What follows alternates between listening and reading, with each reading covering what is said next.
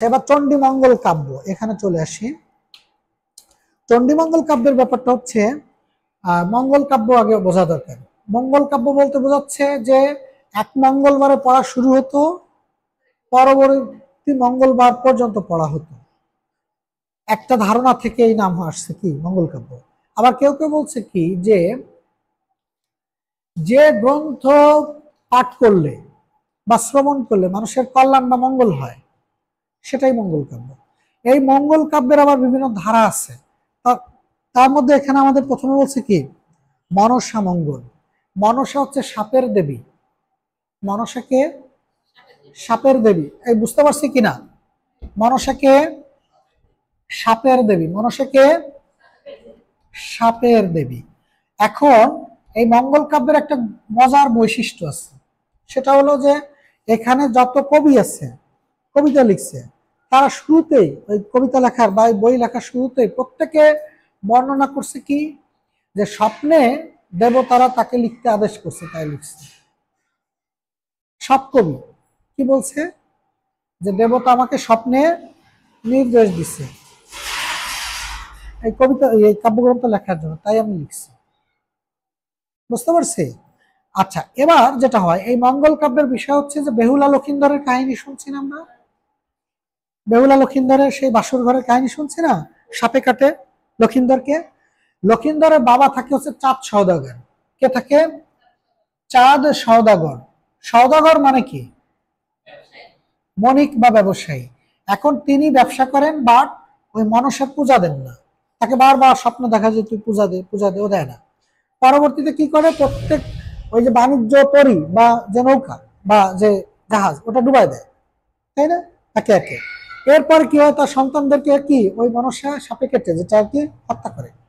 But Lakhindar বেঁচে থাকে এবং পরবর্তীতে যখন তাকে বিয়ে দেবে, বেহুলার সাথে বিয়ে দেয়।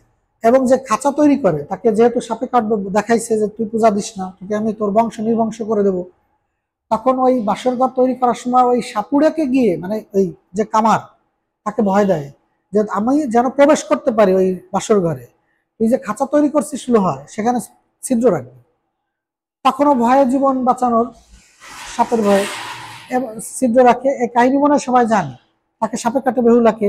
পরে দেবতাদের কাছে গিয়ে নাচ গান করে দেবতাদেরকে সন্তুষ্ট করে দেবতাদের, তারপর এই স্বামীর জীবন ফিরাই নিয়ে আসে বেহুলা।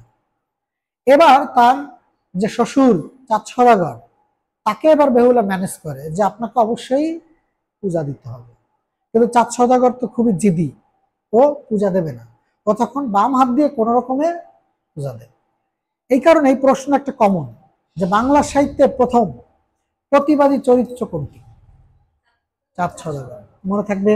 তাহলে বেহুলা লক্ষিন্দর চাঁদ সওদাগর আমাদের এই মনসামঙ্গল কাব্য। ক্লিয়ার তো? এবার এখানে আছে হচ্ছে আমাদের চণ্ডীমঙ্গল, তাই তো? চণ্ডী হচ্ছে বনের দেবতা। বনের দেবতা কি? চণ্ডী, একই কাহিনী। ঠিক আছে? এখানে আমাদের একটা পরীক্ষায় প্রশ্ন আসে, আমি একটু বলে দেই। এই প্রশ্নটা কমন তো, আমি সংক্ষেপে একটু বলে দেই, না হলে ঝামেলা হয়ে যাবে, পারবো না। ঠিক আছে? সেটা হচ্ছে মনসা মঙ্গল থেকে একটা প্রশ্ন আসে। মনসা মঙ্গল, ঠিক আছে? আদি মানিকের, আচ্ছা না না এটা না, এভাবে লিখি মনসার প্রথম কানা। মনসার প্রথম কানা বিজয়ের শ্রেষ্ঠ তারিখে।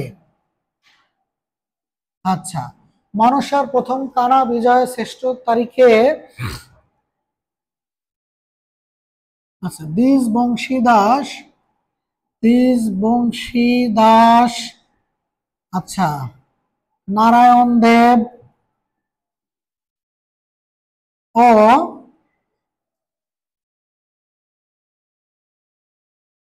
বিপ্রদাস পিপিলাই দিলেন। ঠিক আছে? বিপ্রদাস পিপিলাই, পিপিলাই মনসার প্রথম কানা বিজয় শ্রেষ্ঠ তারিখে বিপ্রদাস, দ্বিজ বংশীদাস, নারায়ণ বিপ্রদাস পিপিলাইকে, হ্যাঁ হ্যাঁ হ্যাঁ হ্যাঁ, এভাবে লিখছিলাম। আচ্ছা, যা হোক, এভাবে লেখা যায়। ঠিক আছে? আচ্ছা, মঙ্গল, মনস্য মঙ্গল, হ্যাঁ, হ্যাঁ, আচ্ছা সেটাই দিলাম, মনসা ইত্যাদি একটা কিছু লেখো, ওই পর্যন্তই লেখো, অসুবিধা নেই। এবার আমি কি বোঝাতে চাচ্ছি ইম্পর্টেন্ট এখানে, এই সেন্টেন্সটা মনে রাখবো, মনসা দ্বারা বুঝাইছি মনসা মঙ্গল কাব্য, বুঝছি। পরীক্ষায় প্রায় আসে যে মনসা মঙ্গলের প্রথম কবি কে, এবার ধরে ফেলছি। তাহলে এই যে প্রথম কানা দ্বারা কি বুঝিয়েছি, প্রথম কবি কি হবে, কানা হরি দত্ত, ক্লিয়ার তো, প্রথম কবি কে, কানা হরি দত্ত। এবার শ্রেষ্ঠ কবি হচ্ছে কি, বিজয় গুপ্ত। এবার বুঝতে পারছি তার, তাহলে শ্রেষ্ঠ কবি কে, শ্রেষ্ঠ কবি বিজয় গুপ্ত, ক্লিয়ার। হ্যাঁ গুপ্ত। এবং কবিতা লেখার সময় উনি সাল এবং তারিখ উল্লেখ করছেন, যে কত তারিখে এই জিনিসটা লেখা হলো, অন্য কবিরা সাধারণত করে না, বাট উনি করছেন। এই কারণে তারিখ উল্লেখ, ওই পরীক্ষা আসে যে সাল এবং তারিখ উল্লেখ করে কবিতা লিখেছেন কি। হ্যাঁ, ওই চারটা অপশন দিবে, তখন কিন্তু কনফিউজ হয়ে যাবো, বাট এইভাবে মনে রাখার চেষ্টা করবো। এবার দেখো অন্যান্য কবিদের মধ্যে দ্বিজ বংশীদাস একজন বিখ্যাত কবি, যিনি মনসামঙ্গল কাব্য লিখছেন। আর একজন আছেন নারায়ণ দেব, আর একজন আছে বিপ্লব দাস পিপিলাই। এরা সবাই কি করছে, এই মনসামঙ্গল কাব্যের কবি, এরা কবিতা লিখছে। এখন মনসামঙ্গল কাব্য অনেকেই লিখছে, তাদের মধ্যে 22 জন কবিকে একত্রে বাইশা বলে, কি বলে, বাইশা। বুঝতে পারছি, মনসামঙ্গল কবির 22 জন কবিকে একত্রে কি বলে, বাইশা। এগুলো কিন্তু অনেক কিছু মনে নাও থাকতে পারে, যদি এগুলো ভুল হয়ে যায় ওটা দেখে নিও, যাতে রিপিট করলে। মনসামঙ্গল কবির অনেক কবি আছে, এই কবির মধ্যে 22 জন কবিকে একত্রে বাইশা বলে। হ্যাঁ, ওই যে লিখে দিছি বাইশা, বুঝছে, 22 জন কবিকে কি বলে, বাইশা, ঠিক আছে, 22 জন কবিকে বাইশা বলে। আচ্ছা, গেল মনসামঙ্গল কাব্য। এরপর আসি হচ্ছে চণ্ডীমঙ্গল, ঠিক আছে। চণ্ডীমঙ্গল হচ্ছে বনের দেবী, বলছিলাম বনের দেবী চণ্ডী। হ্যাঁ, মুছে দেবো এটা, কষ্ট হয়ে যাচ্ছে নাকি? না স্যার, এটা শুনতে চাই, ঠিক আছে। এরপর আছে কি, চণ্ডীমঙ্গল, তাই তো, চণ্ডীমঙ্গল, এইটা এবার লিখে রাখি, ঠিক আছে। আদি মানিকের, আচ্ছা ওইখানে দ্বিজ বংশীদাস লিখছি। মজার একটা ব্যাপার, এই দ্বিজ বংশীদাসের মেয়ে ছিল হচ্ছে চন্দ্রাবতী, নাম কি, বাংলা সাহিত্যের প্রথম মহিলা কবি। এবং এই চন্দ্রাবতী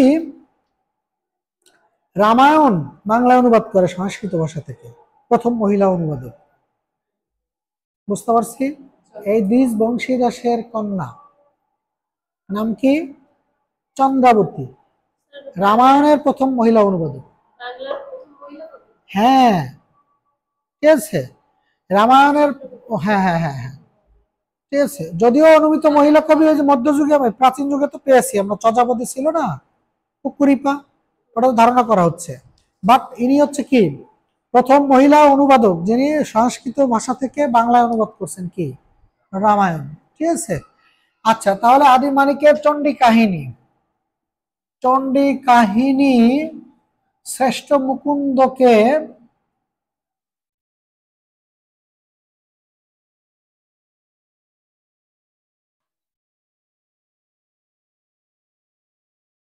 রঘুনাথ কবি কঙ্কন উপাধি দেন। দেখো এটা কি বলছি, কবি কঙ্কন উপাধি দেন, ঠিক আছে। এখন আদি দ্বারা বুঝাইছে আদি কবি বা প্রথম কবি, এই চণ্ডীমঙ্গলের আদি কবি বা প্রথম কবি কে, মানিক দত্ত, ক্লিয়ার, মানিক দত্ত। আচ্ছা, চণ্ডী কাহিনী মানে চণ্ডীমঙ্গল, শ্রেষ্ঠ কবি কে, মুকুন্দরাম চক্রবর্তী, খেয়াল করি। তাহলে শ্রেষ্ঠ কবি কে, মুকুন্দরাম চক্রবর্তী, মুকুন্দরাম চক্রবর্তী, ঠিক আছে। আচ্ছা, রঘুনাথ মানে জমিদার রঘুনাথ, এই মুকুন্দরামকে কবি কঙ্কন উপাধি দিলেন। এবার কি বুঝতে পারছি, এটা লিখে রাখতে হবে। জমিদার রঘুনাথ মুকুন্দরাম চক্রবর্তীকে কবি কঙ্কন উপাধি দিলেন, মনে রাখতে পারবো? জমিদার রঘুনাথ মুকুন্দরাম চক্রবর্তীকে কবি কঙ্কন উপাধি দেন? বুঝছেন?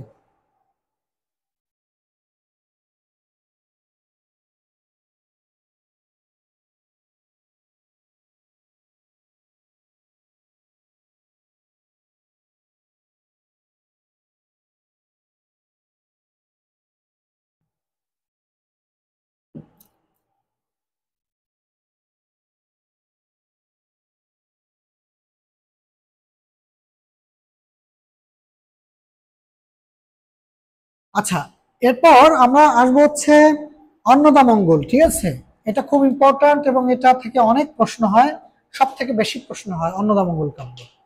এইখানে অন্নদামঙ্গল কাব্য কি বলছে এটা? হ্যাঁ, অন্নদামঙ্গল কাব্য। আচ্ছা, এখান থেকে সবচেয়ে বেশি প্রশ্ন হয়। এই কবির একজন মধ্যযুগের শ্রেষ্ঠ কবি হচ্ছে কে? ভারত চন্দ্র, যার উপাধি ছিল কি? রায় গুণাকর।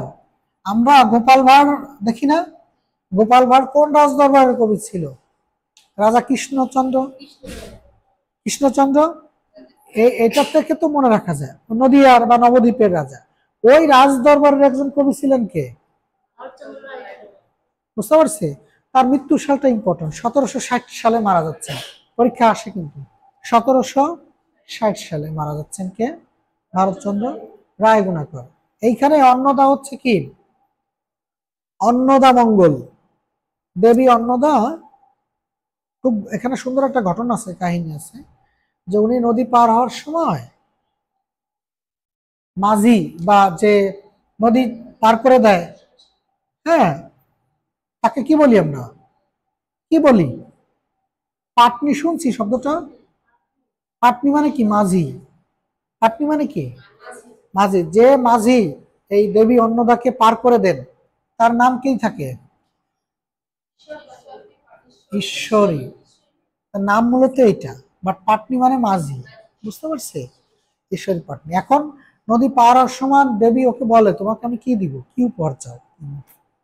ঈশ্বরী পাটনি কি অসাধারণ একটা চাওয়া চায়। মানুষের জীবনের সবচেয়ে সুন্দর চাওয়া, এর থেকে শ্রেষ্ঠ চাওয়া আর হয় না। আমার সন্তান যেন থাকে দুধের মতো। পৃথিবীতে এর থেকে সুন্দর চাওয়া আর নেই। সে তো শক্তি, ক্ষমতা, ধন সম্পদ, অর্থ কত কিছু চাইতে পারত, কিন্তু কি চেয়েছে? আমার সন্তানটা যেন ভালো থাকে। মানুষের এই পৃথিবীতে সবচেয়ে সেরা চাওয়া হচ্ছে এটা, এর থেকে সুন্দর চাওয়ার হয় না সন্তানের জন্য। ঠিক আছে, যাই হোক, আমাদের এই ঈশ্বরী পাটনি এইখানে পরীক্ষায় যদি আসে যে আমার সন্তান যেন থাকে দুধে ভাতে, উক্তিটি কার? দুটাই থাকতে পারে, ভারতচন্দ্র থাকতে পারে, ঈশ্বরীয়। এখন লিখছে ভারতচন্দ্র লাইনটা, বাট ওইখানে যে যার মুখ দিয়ে বের হয়েছে ক্যারেক্টার, সেটা কি? সবাই তো বুঝছি মনে হয়। বুঝতে পারছি ঘটনা এটা। এই কাব্যের কয়েকটা উক্তি আছে বিখ্যাত, যে উক্তিগুলো আমি একটু বলে দেবো বা লিখে দেবো, যেটা আসে পরীক্ষায়। ঠিক আছে, ভারতচন্দ্র রায়গুণাকরের কয়েকটি উক্তি, আমি বিখ্যাত কয়েকটি উক্তি আমি একটু বলে দেবো। ঠিক আছে, সেগুলো প্রথমে হচ্ছে আসি। একটা আছে হচ্ছে, নগর পুরিলে দেবালয় কি এড়ায়? দেবালয় কি এড়ায়? ঠিক আছে, নগর পুরিলে দেবালয় কি এড়ায়, এর মানেটা কি? এর মানে কি জানি? নগর পুরিলে দেবালয় কি এড়ায়। নগর মানে কি? শহর। যখন শহর পুড়ে যায়, নগর পুড়ে যায়, দেবালয় কি? পবিত্র জায়গা। মসজিদ, মন্দির, গির্জা, প্যাগোডা, এগুলো পবিত্র জায়গা না? তো এই সবকিছুই তো পড়ে, যখন যখন সবকিছুই পড়ে, ভালো মন্দ সবে। কোনো জায়গায় অ্যাক্সিডেন্ট, দুর্ঘটনা ঘটলে ভালো মন্দ কি? সবাই আহত হয়, তাই না? তার মানেটা চমৎকার একটা কথা কিন্তু। যখন এক জায়গায় মানে যখন ওই দুর্যোগ আসে, দুর্বিপাক আসে, তখন সবাই ক্ষতিগ্রস্ত হয়। ঠিক আছে, নগর পুড়িলে দেবালয়। ওখানে কি আছে নাকি এগুলো, এই উক্তিগুলো আছে? আচ্ছা, হ্যাঁ, তারপরে কি বললাম ওটা তো বলছি প্রথমেই, তাই তো। আমার সন্তান যেন থাকে কি? দুধে ভাতে। ঠিক আছে। আচ্ছা, এরপরে কি আছে আর একটা উক্তি, কড়িতে বাঘের দুধ মেলে, এই লাইনটা আমরা প্রায়ই তো বলি। টাকা হলে সব হয়, তাই বলি না আমরা, টাকায় সবকিছু মেলে বা হয়। এটা বিশ্বাস করি তো আমরা, করি। এই তুমি করো, এই তুমি করো, এই তুমি করো।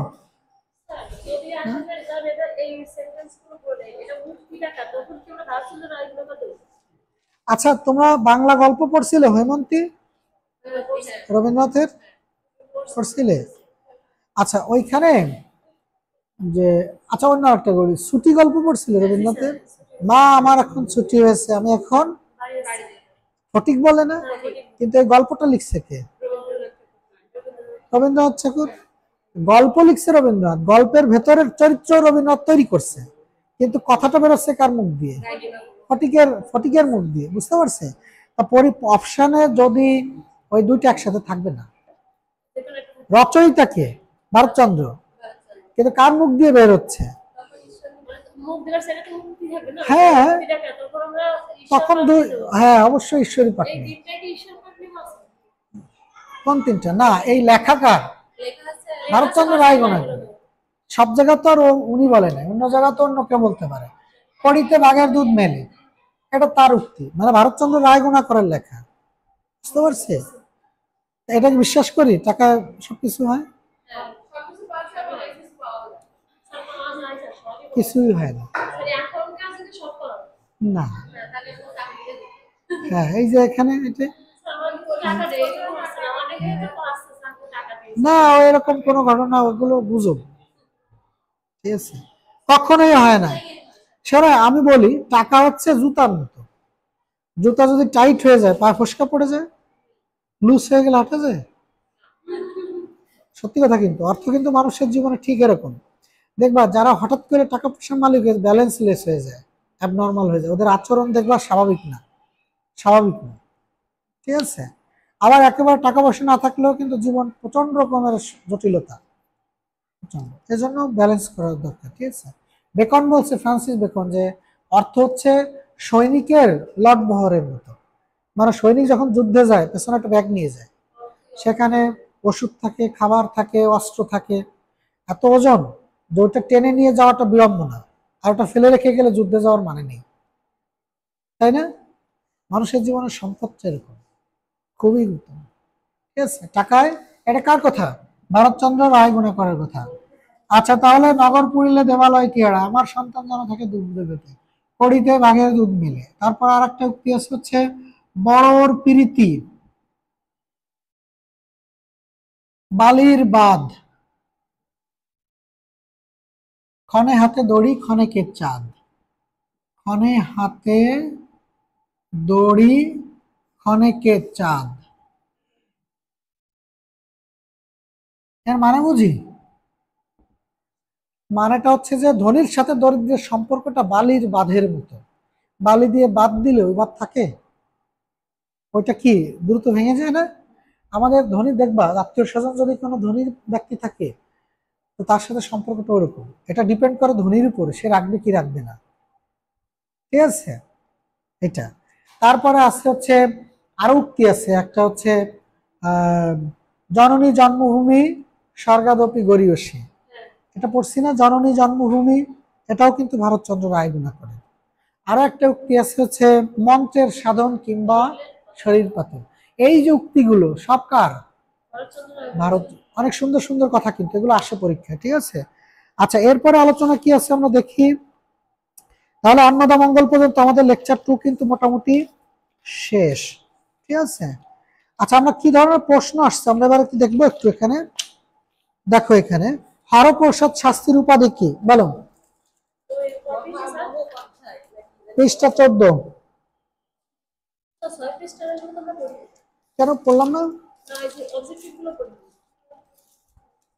কোনটা? 6 কেন পড়লাম তো, 21টাতে পড়লাম, এখন সব কি এগুলো এবার পড়তে গেলে তো সময় চলে যাবে নিজেরা।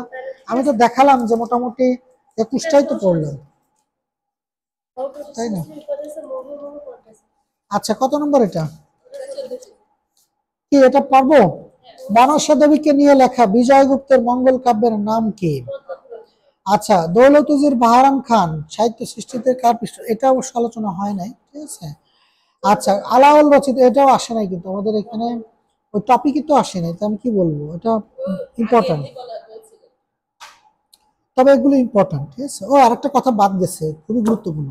বিদ্যাপতি যে কবিতা লিখছে না ব্রজবুলি ভাষায়, বলছিলাম নাকি গতদিন, যে বাংলা ভাষা যেহেতু সে মিথিলার কবি, এবং মিথিলার ভাষা মৈথিলি ভাষা, এই দুটা ভাষার সংমিশ্রণে যে কবিতা লিখছে সেটাই হচ্ছে ব্রজবুলি ভাষা। আধুনিক যুগে রবীন্দ্রনাথ ঠাকুরও কিন্তু কি ব্রজবুলি ভাষায় কবিতা লিখছে। ওনার লেখা কাব্যগ্রন্থের নাম কি? ভানু সিংহ ঠাকুরের পদাবলী। ওনার ছদ্মনাম কি? ওই যে ভানু সিংহ ঠাকুরের পদাবলী। পারবো এবার? রবীন্দ্রনাথ ঠাকুরও কি লিখছেন? এই ব্রজবুলি ভাষায়। ব্রজবুলি, ব্রজবুলি, ব্রজবুলি, বুঝছে? মানে বাংলা এবং, হ্যাঁ হ্যাঁ হ্যাঁ, এই সময় এসে। আর ওই মধ্যযুগে কে লিখছিল? বিদ্যাপতি। ঠিক আছে, ব্রজবুলি ভাষা। আচ্ছা, তাহলে এখানে আমরা উপাধি বললাম তো।